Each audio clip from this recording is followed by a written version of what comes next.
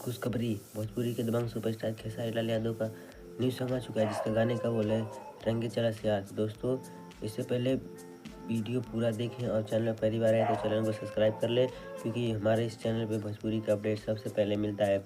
दोस्तों आज हम बात करने वाले हैं भोजपुरी के दबंग सुपरस्टार खेसारी लाल यादव के बारे में, क्योंकि आज सुबह ही ग्लोबल म्यूजिक जंक्शन से कंपनी से एक गाना आया है खेसारी भैया का, जिस गाने का बोल है रंगे चला सियार। दोस्तों आप सभी स्क्रीन पर देख सकते हैं, जो कि बहुत धुआंधार होली सॉन्ग है, बहुत खतरनाक सॉन्ग है और सिस्टम फाड़ने वाला सॉन्ग है। तो दोस्तों आप सब देख सकते हैं, आप सभी जाइए ग्लोबल म्यूजिक को सर्च कीजिए, चाहे खेसारी भैया का न्यू सॉन्ग सर्च कीजिए और खेसारी भैया का बहुत ज़्यादा सपोर्ट कीजिए और सपोर्ट करते रहेंगे तो आप सभी को न्यू सॉन्ग डेली मिलता रहेगा।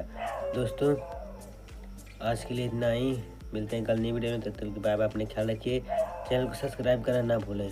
Bye bye.